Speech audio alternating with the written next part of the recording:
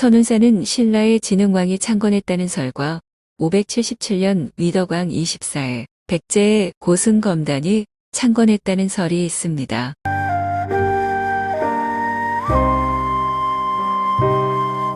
선운사 바로 옆에 개울가는 가을에 단풍이 들면 아름다운 곳이라고 생각이 듭니다.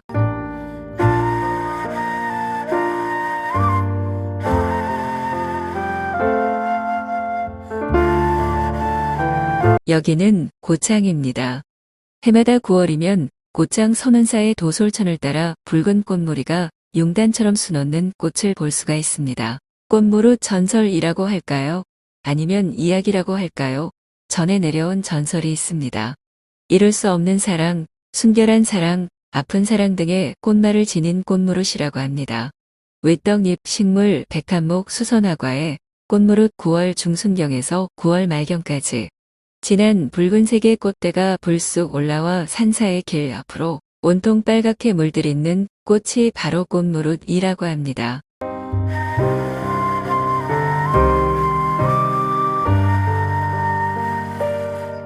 그 색채가 너무나 강렬하고 지나치는 길손들의 눈길을 빼앗을 만큼 매혹적인 꽃이다. 특히 선운사 입구부터 도솔천을 따라 붉게 물들이는 풍경은 한 폭의 그림 그 이상이라 할 만큼 환상적입니다. 학명은 라이코리스 라디아타이며 석산이라는 이칭을 갖기도 한다.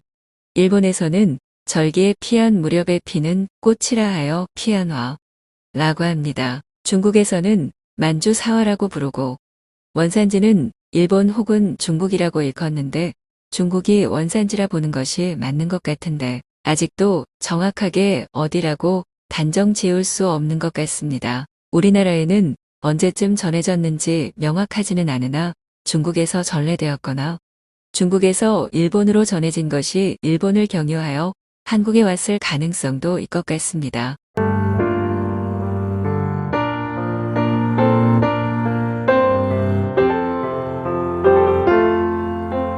단풍이 들기 전 9월 중순에서 말에 피는 꽃무릇의 군락지로도 유명합니다. 때만 잘 맞추면 절 주변이 온통 붉은색으로 물들어 아름다운 곳으로 올해는 9월 28일 날 꽃무릇 보려고 왔는데 조금 늦은 감이 있네요.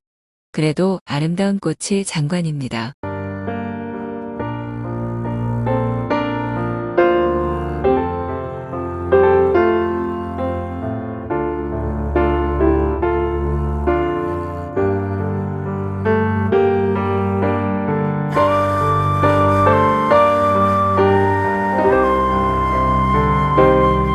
(9월) 중순이 되면 어느 날 갑자기 꽃대가 불쑥 올라와서 꽃을 피우지만 잎은 꽃이 지고 난 다음에 돋아나 이듬해 늦은 봄까지 무성하다가 지고 만다. 꽃과 잎이 서로 만나지 못한다고 하여 일부에서는 상사화라고도 부르고 있습니다. 상사화란 화엽불상견 상사화에서 나온 말로 꽃과 잎은 서로 만나지 못한다는 것에서 유래하는 것이라고 합니다.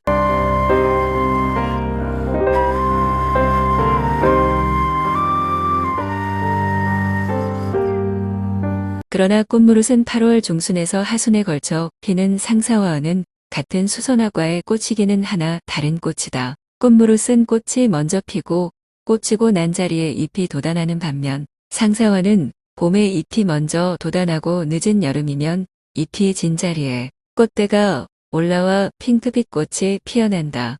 아무튼 꽃과 잎이 서로 만나지 못한다는 의미에서 같은 상사화류의 꽃으로 취급하는 경향이 있습니다.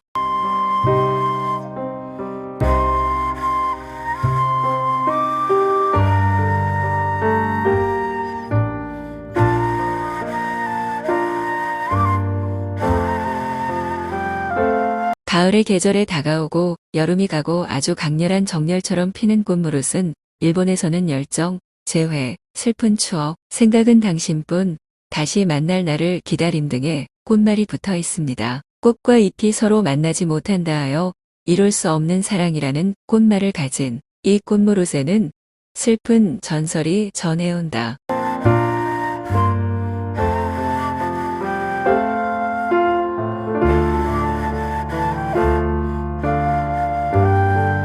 어느 깊은 산속한 남자에서 스님 한 분이 수행에 정진하고 있었다고 합니다. 스님이 수행하고 있는 옆방에는 불치의 병을 고치러 온 아리따운 여인이 머물고 있었습니다.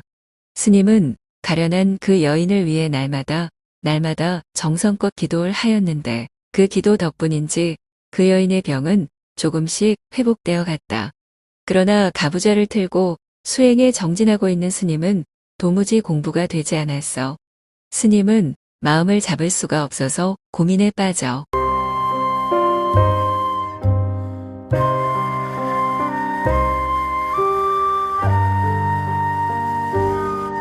그러던 어느 날 스님은 불현듯 배랑을 짊어지고 바람처럼 사라졌다.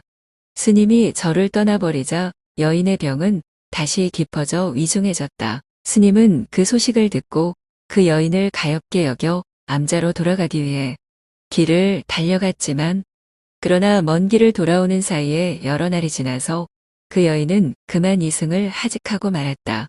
그리고 몇 해가 지난 후에 여인이 숨을 거둔 방의 앞들에 처음 보는 붉은 꽃 한 송이가 피어나서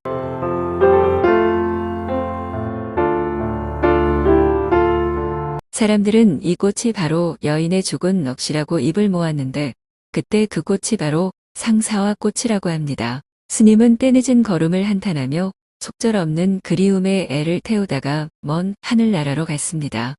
전에 내려온 이야기입니다. 이루어지지 않은 사랑을 꽃무릇 혹은 상사화에 비유하여 읊은 시도 많이 볼 수 있습니다.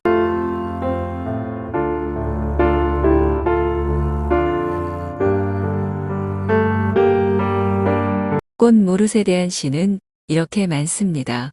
너무도 당신을 사랑하기에 울컥 나 혼자 터지고 말았네. 당신은 그저 귀를 막으라. 입을 다물라 하지만 꽃잎 떨어져 가고 없으면 그제야 내 맘 아실까. 비켜서면 만날 수 없는 그대와 나 슬픈 사랑이여. 이렇게 시가 있습니다. 모두 다 사랑에 빠져 있는 시인 것 같습니다. 우리도 다 한 번쯤은 시와 같은 사랑이 누구나 있지요.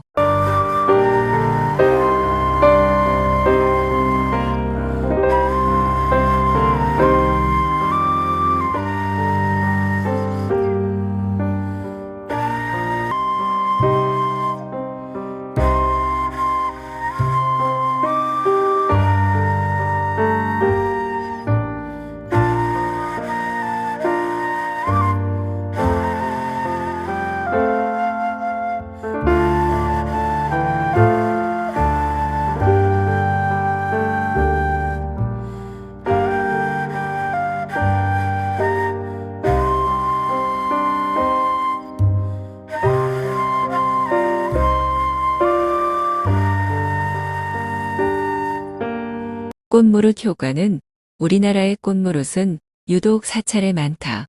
독성이 강한 꽃무릇에 뿌리에 방부의 효과가 있기 때문에 탱화를 그릴 때 말린 구근을 찧어 바르면 좀이 슬지 않는다고 합니다. 그래서일까? 전라도의 사찰에 유달리 많다. 우리나라 꽃무릇의 3대 서식지로 꼽히는 것이 고창 선운사, 영광 불갑사, 한평 용천사로 모두 전라도 지방이다. 그 외에도 이쪽 지방의 사찰 부근에서는 초가을이면 쉽게 꽃무릇을 볼 수 있다.